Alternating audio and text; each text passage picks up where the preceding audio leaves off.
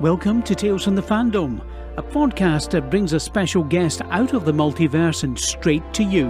And now your host, David Ginsburg. Welcome to Tales from the Fandom, a podcast that delves into fandoms great and small. I'm your host, David Ginsburg, and the inaugural guest on today's episode is a longtime friend of mine.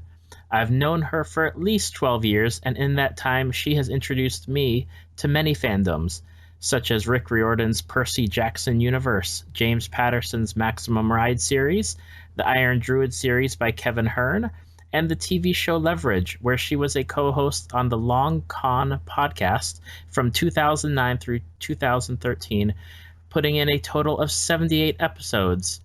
She's a lover of Harry Potter, the Whedonverse, Veronica Mars, Disney, and The Walking Dead, just to name a few, and she currently writes for the website Media Nerd Alert. Welcome to Tales from the Fandom, Jachelle Overstreet. Well, hello, David, and thank you for having me. Thank you for being the first guest on what I hope is many future podcasts of Tales from the Fandom. I really appreciate it. Absolutely. I'm honored to be asked, and I am super excited to be here.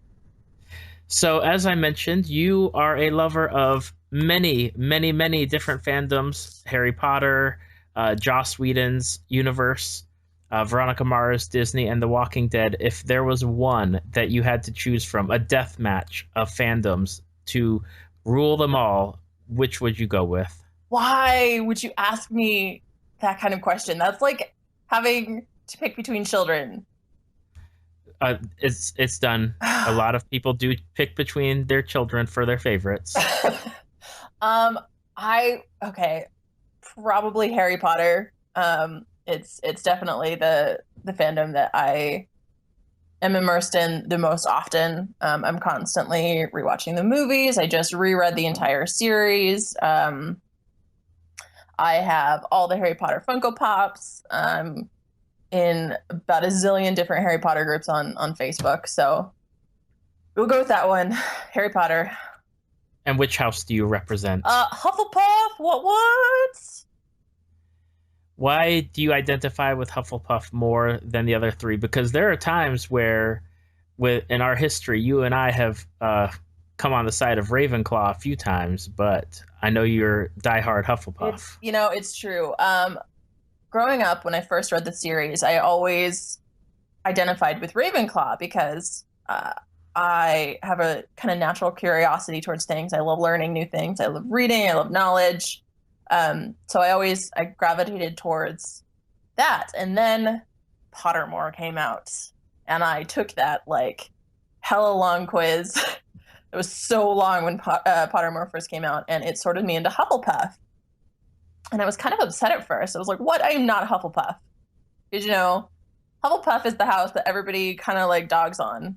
Like, nobody ever really wants to be a Hufflepuff for some reason, which I don't understand anymore. But at the time, I didn't want to be Hufflepuff. And then, I don't know, as I thought about it more, I'm really big on loyalty. I try to be kind and understanding to everyone and accept everyone. And I think those are all big traits in the Hufflepuff family, and so that's why I kind of was like, no, I think I am more Hufflepuff in that instance. And once I embraced it, and I just really kind of fell in love with everything about Hufflepuff, and I am now a proud Hufflepuff.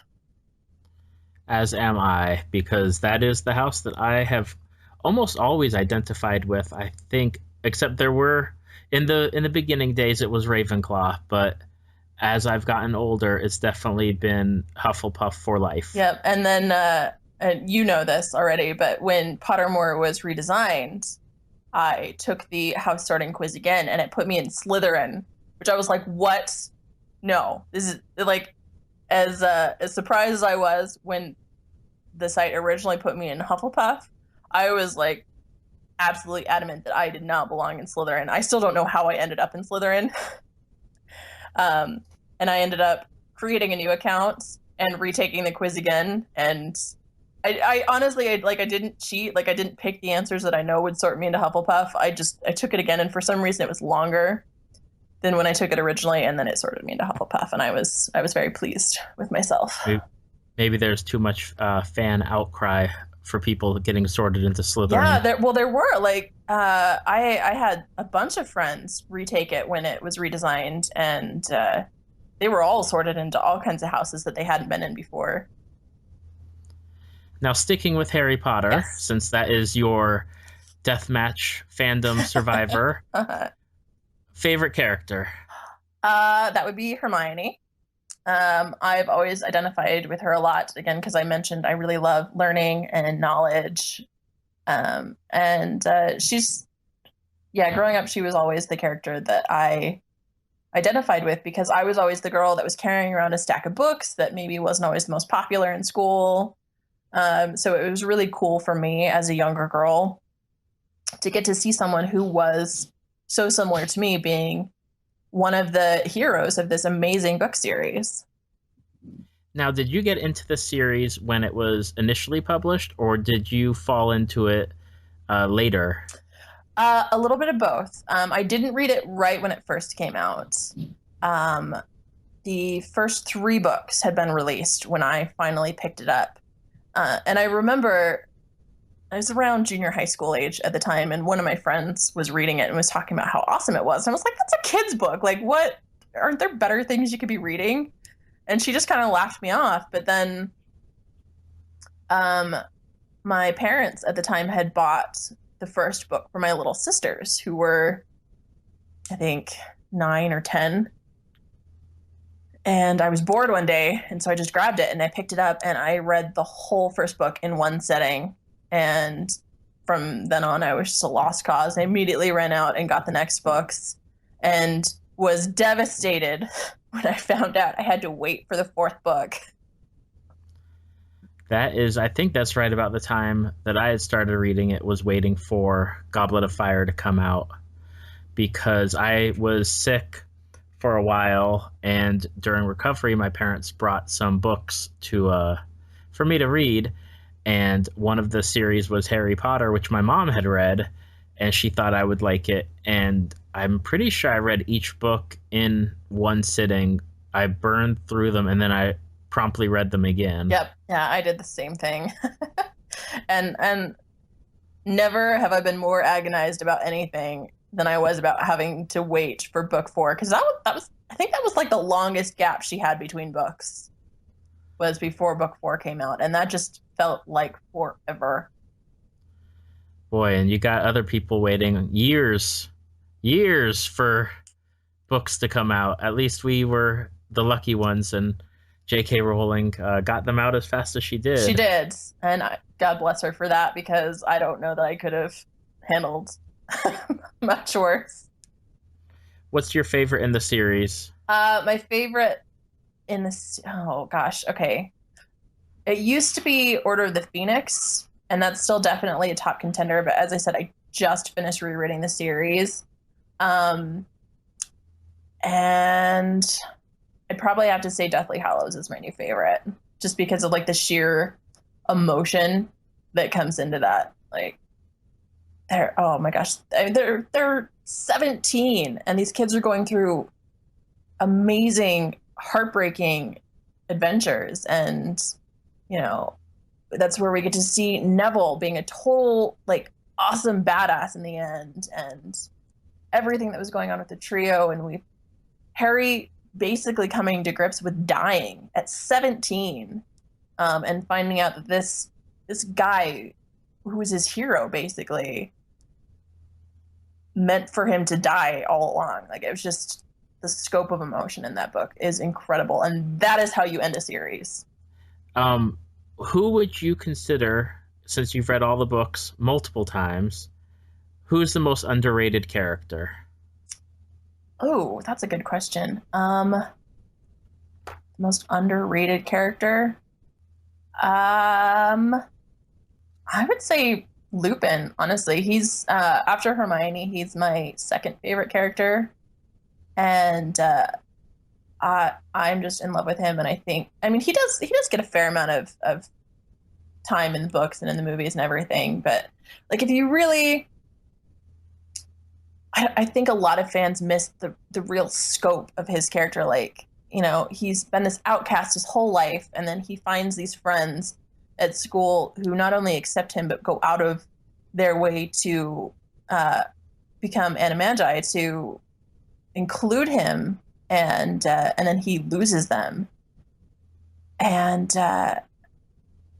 years later, he gets to come back to Hogwarts as a teacher, and he sees this kid who is like his best friend's son, who looks just like him, and there's so many emotions that must have been going through his head, but like you never see it because he was always there. He was always like really supportive of Harry.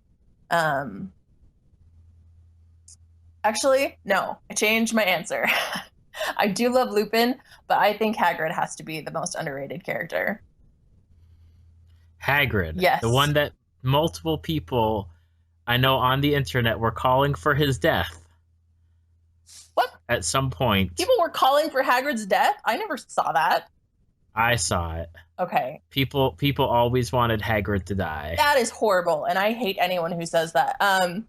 Yeah, it was coming. I made a circular argument in my own head when I was talking about Lupin, but like Hagrid has been there. Like he knew James and Lily, he loved them, and he was always there as a parental figure for Harry from the beginning. He bought Harry his first birthday present. He made sure he brought a birthday cake when he came to give Harry his letter. Like he was always there whenever Harry and the others needed advice. Like he invited them down for tea and to talk, and like he was interested in their lives and loved them just for being themselves, not because they were important or had these things that they needed to do.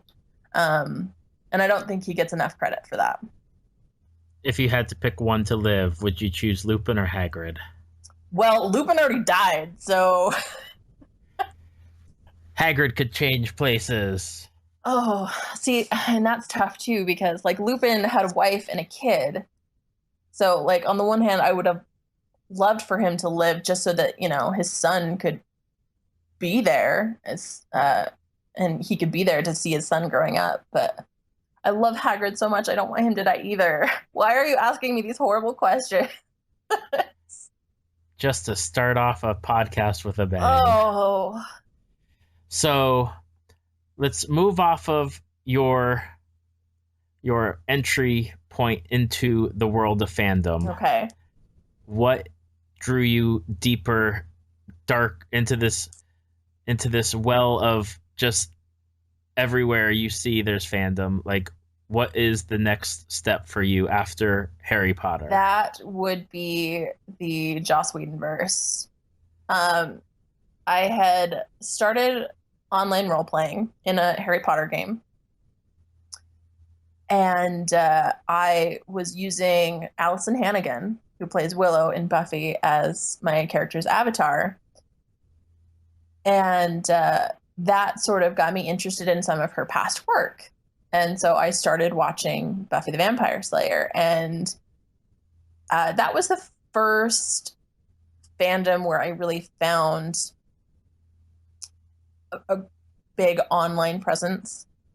There were so many people on message boards and fan videos and just all of this stuff going on for Buffy the Vampire Slayer. And so that's when I really started to get into the whole fandom culture and got into discussions and started going out of my way to read extra things and talk about things more in depth.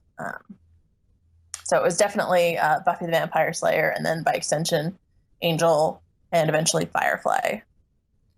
Do you remember what season you started watching Buffy? Oh, I started with season 1. I meant, when was it airing? Far like season 1? I think you maybe missed season 1. Yeah, I definitely season 1 was already on DVD because even though I'd never seen the show, I went out to my local record store or whatever it was that sold DVDs, and I bought the first season on DVD, even though I'd never seen it. But I want to say it was probably season 6 when I started getting into the show. Okay. So you had years to catch up. I did. Well, Sort of. Because I wasn't great at navigating the internet yet. I was still kind of a baby in that sense. So I wasn't great about finding these kinds of shows online. So I had to wait for the DVD box sets to be released. Right. So I think seasons like 1 and 2 were out at that time, but then I had to wait for the DVD box sets to be released, and then I could buy them, and then I would binge watch all of them.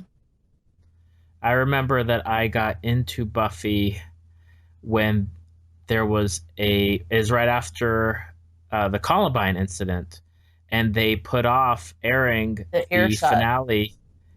Yep, and that episode in particular, I believe. I'm not sure if they pulled the finale too, and postponed it, but that's when it made the news.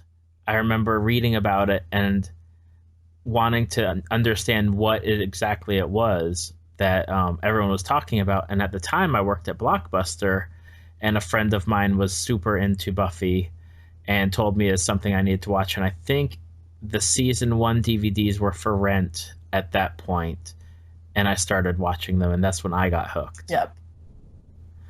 And I used to make it so every Tuesday, people were not allowed to call me. Don't come over to the apartment. I don't want to talk to you because Buffy the Vampire Slayer is on. Right? This was like before DVR days. So like if you missed something and didn't record it, you were in trouble. Oh yeah, videotaping, man. I made sure to set it 10 minutes before the show started and 10 minutes after. Yep. Who's your favorite character from at least for right now, Buffy and Angel? We'll do those two shows because they're connected. Again, Willow was always a big draw for me because, as I kind of mentioned with Hermione, I was kind of bookish and nerdy and not super popular. So Willow is another similar character in that sense. So I gravitated towards her. Plus, Allison Hannigan's just adorable in general. And rewatching the show in later years, and I know this is a super unpopular opinion, but I really like Dawn, and I know most fans really don't like her, and they call her whiny and obnoxious, but like, she's 15, you guys. All 15-year-olds are whiny and obnoxious, and I think she was actually a really great character. She really grounded Buffy, especially after Joyce died, and she really grew into an awesome character. Obviously the potential episode in season 7 was a big moment for her, where she thought she might be one of the potential slayers and realized she wasn't, and she took a step back and was there to help everyone else, even though she was horribly disappointed that she wasn't special. And so I've always had a special place in my heart for Dawn, even though most of the fandom hates her. Who do you love together in that show? Because there's so many romantic relationships and pairings. Oh gosh, there's so many. I definitely love Willow and Tara. I also love Willow and Oz. I absolutely adored Willow and Oz when Seth Green was on the show, and I knew that he was leaving and that Willow eventually moved on to another relationship with Tara. Like, I knew this beforehand. Obviously, since I was watching the show so late, I'd seen things online. So, like, with as much as I loved Willow and Oz, I was fully prepared to hate Willow and Tara. But I fell in love with them. Amber Benson played that character so perfectly, and they were so great together. Do you have a favorite season for Buffy?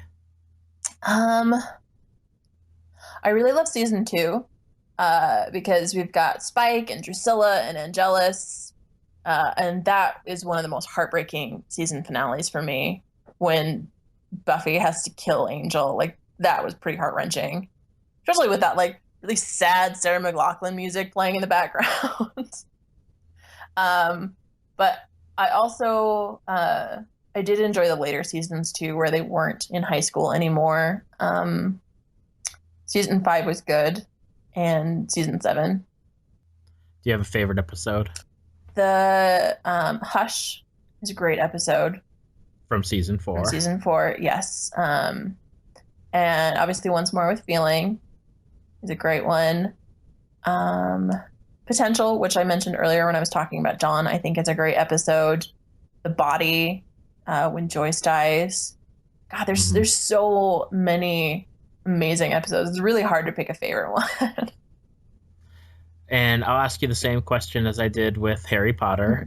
Who is your underrated character from that series? I would probably say Dawn, again, for the reasons I listed earlier. I think a lot of fans give her a hard time for being a teenager. I think she was a great character and realistic, and I loved the growth that she came, her growth arc throughout the seasons. So yeah, I would stick with Dawn again. Is there a character, because Buffy's been out for so long now, is there a character that you were invested in back then and you loved them, but now you're not as into them as much? Because I'll tell you, from my point of, or from, at least for me, Xander was my favorite as far as characters go. I loved his arc. I loved his story. I loved that he was the everyman. But as time has gone on, and as I've not watched the show in probably 4 or 5 years, at least, I'm finding that he's not my number one favorite character anymore. And he's been replaced by Willow or Tara or even Anya as characters that I value more than him. Yeah, he was kind of the first one that came to mind, but I was a little wary about saying that because I knew how much you used to love him. But yeah, I would actually agree. I really did love Xander the first time through that I watched it. But going back and rewatching it now, he can, like, he's got a good heart, but he can be kind of a dick. Yeah. He pulled some not okay moves throughout the course of the show, and he never really saw repercussions for them. And that kind of bothers me later in life. Yep. I think it's that and then on top of, I don't know if it's fair to judge the character based on the actor, but with all of Nicholas Brendan's recent troubles, yes, it does, color my perspective a little bit to where I'm like, man, he did have some issues as a character, but also like the actor himself also has turned me off of Xander a little bit. Yeah. Whereas like other actors have done remarkably well and had no issues, and their characters still are on that pedestal for me. Mm-hmm. Yeah, I agree with you on that. Now, do you think Angel was a good complement, series-wise, to Buffy? I do. And actually, given the choice between them, I actually like Angel better than Buffy. Buffy was, as I mentioned, the show that really pulled me into fandom life, but I really appreciated where Buffy was very much like a high school show. Even after they left school, it was still kind of rooted in that world. Whereas Angel was always a more adult show. The lead is a 200-plus-year-old vampire, so obviously he's going to be more mature and worldly about things. And it was a much darker show. Yes, it was a much darker show, which I felt, was a nice compliment to it being in this more adult setting. They're in Los Angeles. It's a big city. There's dark stuff going on. And the characters themselves had much darker arcs. If you look at everything that happened with Wesley and, Yeah, Wesley is my favorite character from Buffy going into Angel. And, it's hysterical going back and watching him on Buffy now because that character changed so much. And he was just such a goofball on Buffy. And then he turned into like this really tragic hero on Angel. And oh gosh, his and Cordelia's arcs are definitely my favorite. Because again, she started as the ditzy rich girl, in Right. Buffy, and then she became a real hero by the end of Angel as well. Yeah, Angel. I wish there was at least one more season with Angel. I wish they had just that one extra season to go with. Now, did you read the Angel comics? I did read the Angel comics. Did you? I did. I own them all. I couldn't get into them quite so much as I did the show. I still loved the characters and I liked the idea of what was going on. But I'll be honest, I really hated the artist they used for that series, and it really made it difficult for me to enjoy the comics. As did I. That's one of the turnoffs of the Angel. I believe it's called Angel After the Fall. Yes. Is the artwork is not something where it really pulls me in. Yeah. And even some of the storylines going on in After the Fall is not something that I think would have been on screen, but I'm not sure how much Joss Whedon had as far as input goes into that series, as opposed to the Buffy the Vampire Slayer season 8, 9, and 10 that have come out. Yeah, I could feel more of Joss in the Buffy comics than I did in the Angel comics. They were still fairly compelling stories, but I think you're right in the fact that they did seem to be missing a certain aspect of Joss that makes them so likable. And so, yeah, like I said, I read the comics, I own them, but they're not anything super special to me. No. Are you up to date with the Buffy comics? No, I stopped after season 8. I think I read a little bit of season 9, and then I just got distracted, and now I'm super behind, and I never did get caught up again. I think I'm caught up on the current run, the season 10, but we won't spoil it for you. I appreciate that. Thank you. All right, so we've got Buffy, we've got Angel, we've got Harry Potter, and I cannot leave this podcast without bringing up Firefly. Firefly! The show that had so much potential that got messed up by Fox. Brutally murdered by Fox Network. Airing the episodes out of order. Different time slots. Jumping all over the season, and then just pulling it before it had a chance. Screw you, Fox. I will never forgive you for that. How did you find it when it were you watching it when it was on Fox, or did you find it after the fact? I found it after the fact. I was around 18 or 19, and I had started a new job, and one of my new coworkers was a huge Buffy fan, and so we bonded over that because I loved Buffy so much. And he was like, "Well, have you watched Firefly?" And I'd heard about it, but I'm not a big fan of the Western genre. So the fact that it was kind of like space cowboys sort of turned me off. And I was like, I like Buffy and Angel, but I don't know if this is going to be my cup of tea. So I'd never gone out of my way to watch it. But this friend of mine was like, no, this show is amazing. Like, you have to watch it. And he had the DVD set, so he sent it home with me.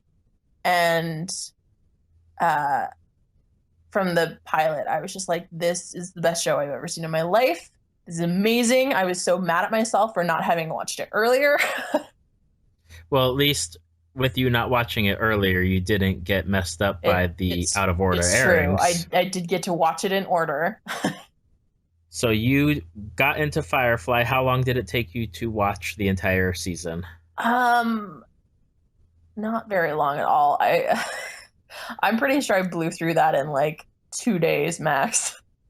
Yeah, I think I did a whole day of just watching nothing else but Firefly. And it was one of those where you ended the episode, you look at the clock, you know that you've got to work the next day, like, but you just can't put it down. Exactly. Just one more episode, but then... And then that episode ends on like a cliffhanger or something. You're like, no, I have to find out what happens. And so you do one more. Exactly. I've been there many times. Now, who's your favorite character? And you can't say Jane Scunn because is not a character. Vera is a character, David. I really love all the characters. Like this is a really difficult question for me to answer because I love so many of the characters.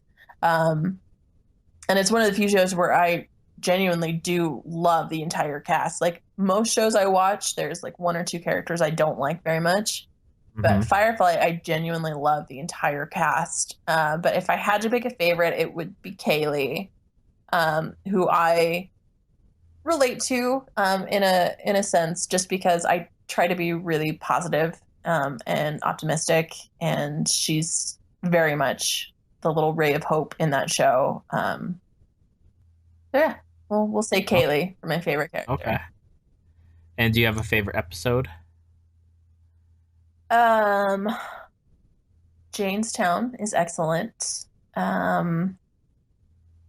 Yeah, I would say Janestown is probably my favorite because it starts out ridiculous. Like they go to this town. Excuse me. So they go to this town where Jane, of all people, is a hero and looked up to by all these people, and it's just absolutely ridiculous. But then as the episode goes on, like it gets more serious, and then there's that scene at the end where this kid, teenager, sacrifices his own life to save Jane, and that was just like a really, really touching moment for me because Jane, who has never had anybody care about him that much, really witnesses this kid dying for him, and he doesn't understand why. And that whole ending always gets to me. What would you have liked to have seen in a season 2 if you were doing season 2 of the show? What plot points would you have loved to have seen? Well, I definitely would have loved to see more of Shepard's backstory, but we do get that in the comics. And I would like to see Inara doing more. I feel like Inara is a really underrated character. I never paid much attention to her the first time I went through the series, but as I've rewatched it over the years, I really enjoy Inara's character, and I feel like she wasn't given much to do in the series. And have you read the latest Serenity comic that came out? I don't believe so. I saw the first issue, but I haven't seen the rest of them. Okay, so without spoiling too much, it was a decent comic. Like, it's not my favorite. And they actually brought the artist over who did Buffy. And I really enjoy that artist, so I liked getting to see his art again. But Inara was like the most useless character in that comic. She was basically there to just like compliment Mal, and she had nothing to do. And I feel like she was kind of that way a lot in the series as well. She was there to argue with Mal and have sexual tension, and she didn't have a lot going on. And there's been mention on the internet that eventually it would have been revealed that Inara was actually dying. She has this illness, and that's kind of why she left the training house and started traveling. And I would have liked to have seen a lot more growth in her, and why she felt the need to go off and travel when she found out she was dying, and get to see more of her. Yeah, it's a tough one to break with Fox not putting their I mean, they did come through. I don't think it's Fox that came through for the movie, but no, not so much. It was disappointing that all we got was a half season and a movie, whereas other shows that are out there go for years, and we have so little of Firefly to go with. Yeah, that is one of my biggest pet peeves, is that I see these shows like 2.5 Men or Big Bang Theory that are just kind of mindless, and there's not a lot to them, and they just run for years, past any real entertainment and usefulness. And then amazing shows like Firefly just got cut down. It sucks. It does. It does. But at least we've got what we've got. It's true. And maybe one day they'll reboot it with Joss when he takes a break from being, head of everything. Especially with Nathan Fillion not being on Castle, the That's cast is right. coming to an end. I would love to see like Netflix maybe pick them up and do something. Since Netflix has had so much success with their television series, I think they could really do everything right, and I would love to see that. If Netflix picked it up and is set in the same universe, different crew, would you watch? Yeah, absolutely. Awesome. I would hope so. I would. So, as I mentioned in the opening, you were a co-host on the Long Con podcast. I was. For, 5 years? Yes. Yeah, 78 episodes. Yep, it was an episode by episode review of the TNT series Leverage, which I started watching because of Angel, because Christian Kane, who played Lindsay McDonald in Angel, he was one of the main characters in Leverage, and I was like, hey, I really liked him in Angel. He's in this show. I should watch this and see what's going on. And I just fell in love with the series. And that's what a lot of people did after Buffy and Angel left, is they followed different actors and actresses to those new shows. Yeah, absolutely. That's how I got into How I Met Your Mother as well, because Allison Hannigan. Same here. That was the only reason I started watching, was Allison Hannigan in that show. But for Leverage, that was such an incredible show on a network that you didn't expect it from. I always say that Leverage is like the best show that nobody had ever heard of. Because I talk to people about TV all the time, just in my day-to-day life. I love TV, and I will just talk about it at length. And people always ask me about my favorite TV shows, and Leverage is always one of the top shows that I list. And nobody ever knows who it is. They're like, what? I've never heard of that show. Who was on it? Huh? So yeah, it makes me sad how many people have not seen it. But at the same time, that also means I get to encourage people to go watch it, especially since it's on Netflix. So it's really easy access. You should watch this show, just watch the pilot and see if you'll like it. And I've actually gotten quite a few people hooked on the show, which makes me happy. Including me. Including you. Which, is such a breath of fresh air to see a show like that and to see it just progress as it does, especially with the world that they've built and the characters. Yeah. Oh yeah, absolutely. It definitely was a like you said, a really big breath of fresh air for network television. And for anyone that hasn't seen it, it is about a group of 5 con men and thieves who come together and form a Robin Hood type deal where they take on corrupt CEOs, businessmen, people that are hurting the little guy, basically. And they use their abilities to bring these people down and help and provide leverage, which is basically where the name of the show comes from. Are you happy with how long it ran? Yes. It was hard for me to accept when the show was not picked up for a new season.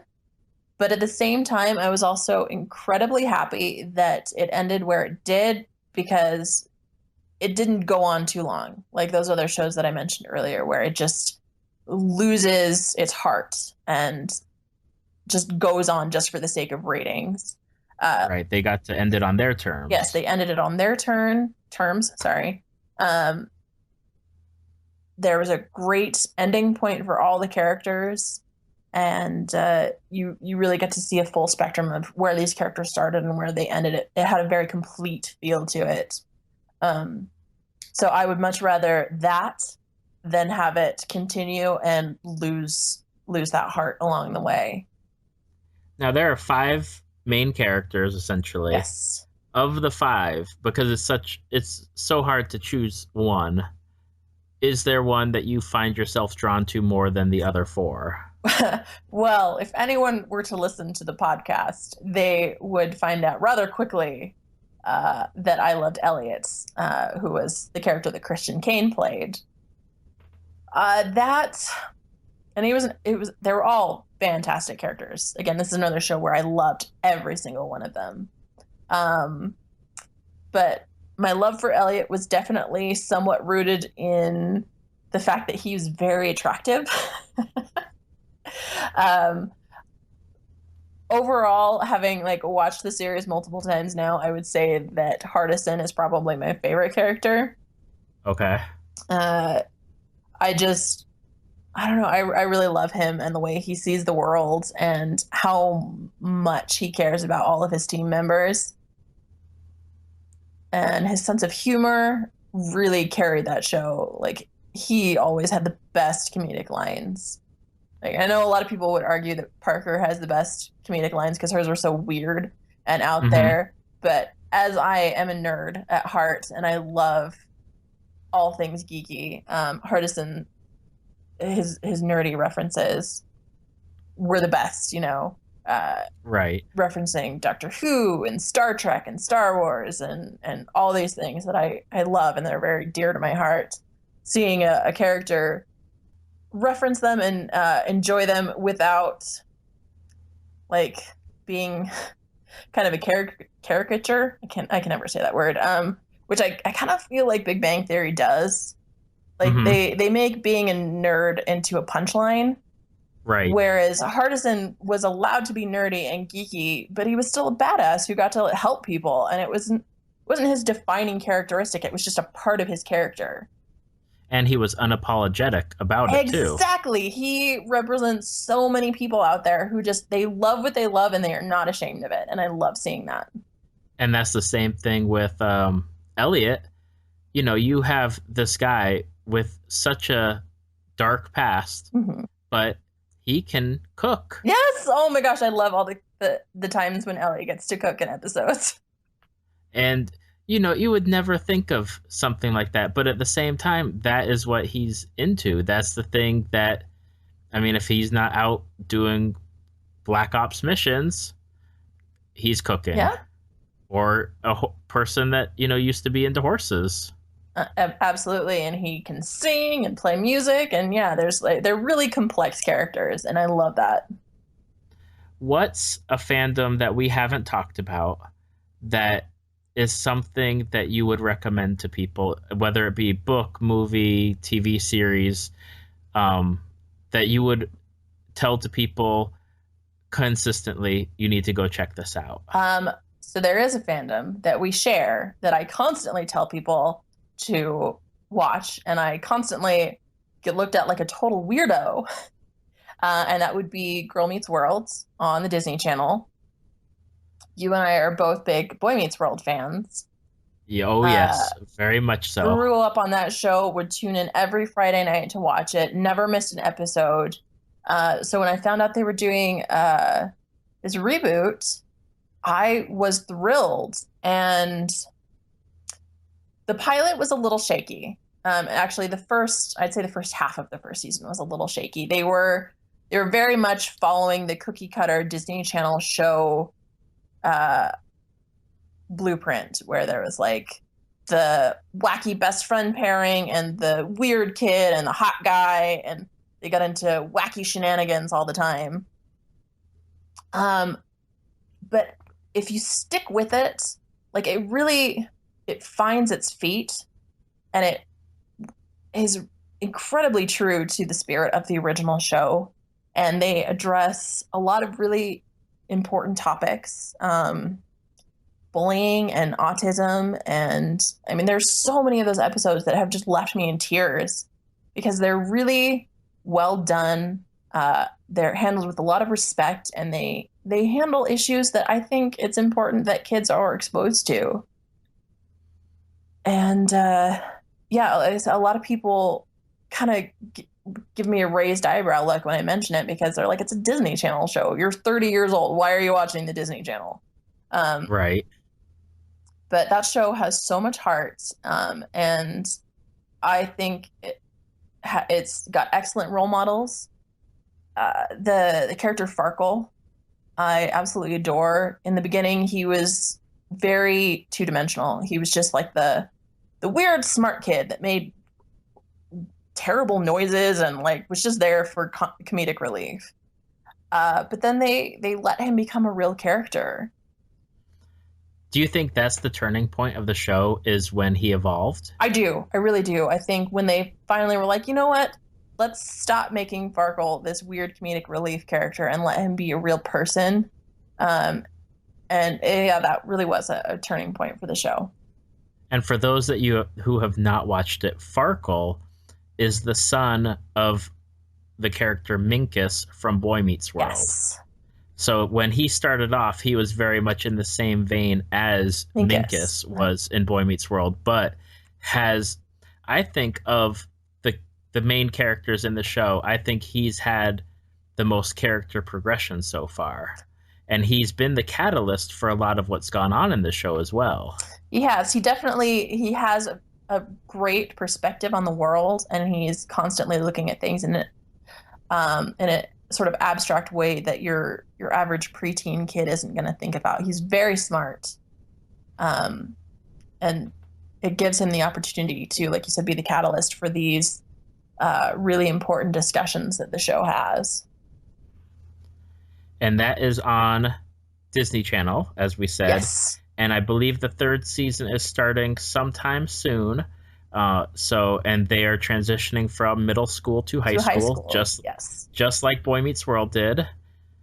And the trailers have a ton of callbacks to the first time when Boy Meets World went to high school, which I'm so excited and thrilled to see. And I just hope that they continue their path of not only throwing back to Boy Meets World and bringing in characters from that show, but having more dynamic storylines like Boy Meets World did once they got into that phase of their series. I agree. And I think the fact that Ben Savage and Danielle Fishel are such a big part of the production process will help. And we've discussed this personally before too. The main character, Riley Matthews, is played by a young actress named Rowan Blanchard, who is amazing. I mean, this girl is 13, 14 years old, and I look up to her. She has such an interesting worldview, and she has these really important thoughts about feminism and acceptance, and she is such a fantastic role model for young girls. And I know that if they listen to her, they will continue to take this show in the right direction that it needs to go in. I agree. There are so many times that she has made Facebook posts or Twitter posts or Instagram where it's just light years beyond what you would expect. Absolutely. From someone of that age, and their like involvement in so many like topics that are so involved, that are just everyday topics that are coming up, and she's got such a positive view on them, but it's with such conviction for that age. It's just amazing. Great. And I would absolutely recommend anyone that is interested should follow her on Twitter. She really does have some excellent things to say, and I love seeing her viewpoints. Now, what is one fandom that we haven't talked about that maybe you'd like to talk about for just a little bit? Because you do have a lot, and I'd hate to just choose one out of there for you. So I do. Inaugural podcast choice. I would say, well, okay, so we've talked about a lot of TV shows. Let's talk about the Iron Druid Chronicles. By Kevin Hearn. I got into the series probably about a year and a half ago. One of my very, very dear friends was reading it, and he knows that I really enjoy fantasy type things, and so he's like, I love this series. You have to read it. So I picked up the first book at the library and I started reading it and instantly fell in love with it. For anyone that has not heard about it or is familiar with it, a lot of people compare it to the Dresden Files by Jim Butcher. And it is about a 2,000-year-old druid and his BFF, who is an Irish wolfhound. And he has been running for years from Angus Og, the Irish god of love, who he stole a sword from. And he finally gets to a point in his life where he's like, no, I am not going to run anymore. I am going to fight this person. And he does. And there is a ton of fallout from that has lasted through 7 books now. And you and I have both met the author, Kevin Hearn. We have. I absolutely love Kevin Hearn. He is such a sweetheart and kind of a goofball. And he really loves these characters, and you can see it in the series. It's very funny. You would think with a main character who is, centuries old, you'd kind of expect him to be sort of dignified and serious. But that is not Atticus at all. The books are told in first person, so you get a lot of his inner narration, but he's very hip to the times. He's very current on everything. He works very hard to stay up with everything that's going on in the world because he feels it's a great survival tactic. And he's very funny and sarcastic and acerbic, and his relationship with his dog. Okay, so he has his mind link with his dog Oberon, and so they can hold conversations. And Oberon is by far the best character he's the most refreshing, funniest character I've come across in a book series for a very long time. He's hysterical. And he brings so much heart to those books. And they're so much fun to read, especially if you enjoy mythology. The main character, Atticus, is an Irish druid. So there's very much Irish lore. The Irish gods come into play a lot as characters, but it's not just rooted in that world. We also get the Greek gods, and we get the Roman gods, and we get the Norse gods, and we get vampires and werewolves and witches, and there's just the scope of it is huge, but it comes across in a very fresh way. And they're so much fun to read. I would really recommend anyone who enjoys the fantasy genre to check it out. And not only that, with Atticus, you get a character very similar to, say, Hardison from Leverage. He is very unflinching in his pursuits of geekiness because besides things like Shakespeare, but there's many pop culture references that go on in the Iron Druid series. Oh yes, so he and his dog have conversations with movie references just constantly, and one of my very favorite moments. So there's a secondary character, female named Granuel, and she has my favorite pop culture reference in the entire series. So she is hanging out in the mountains with some Yetis, because yes, there are Yetis, and they have these powers over the ice and snow. And so she describes the character of Jon Snow to these Yeti and gets them to make a Jon Snow snowman, and then has them write "You know nothing" in the snow underneath. And that has to be like one of my favorite pop culture references in the entire series. That, or anytime they quote Princess Bride, because they do that several times. Oh, yeah. And what's the first book called for those who are going to go down to their library, which is a place that holds books? for those of you who do not know what a library is. A lot of people don't. The first book is called Hounded. Hounded, and it's by Kevin Hearn. And there's going to be a total of 7 books, I believe. The 7th one hasn't come out yet. Is that? Or am I mistaken? Hang on. We've got Hounded, Hexed, Hammered, Tricked, Hunted, Trapped. Oh, there's 9. Shattered, it's going to be Staked. 9. Okay. 9 books. So yeah, we got one more book. One more book. So for those of you who are in need of a book series that is close to being completed, where you're not going to have to wait years for the books to come out, Iron Druid Chronicles by Kevin Hearn. Also, 8 books down. Sorry, I didn't mean to interrupt you. If you have an Audible account, I would recommend getting the audio versions of these books as well. They are narrated by an actor named Luke Daniels, who is so great. The voices are just awesome. I have no other words for them. I have all of them saved in my Audible account, and I listen to them over and over again just because I love the narration so much.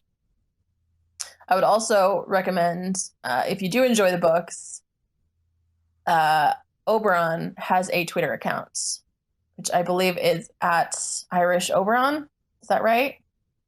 I will have to check, but I will definitely update it when the blog is posted. Okay, so Oberon does have a Twitter account, and it is hysterical, and you definitely need to follow it. And I believe there is a book coming out called The Purloined Poodle. The Purloined Poodle, yes. That will be released soon, I think. Yes, because he's got the cover art on his Facebook. It does, and that is a novella told from Oberon's point of view? I believe so. Yes, there are in addition to the main series, there are also several novellas. I want to say there's like 4 or 5, maybe 6, that just add different aspects to the story that are also excellent as well. And we are nearly out of time.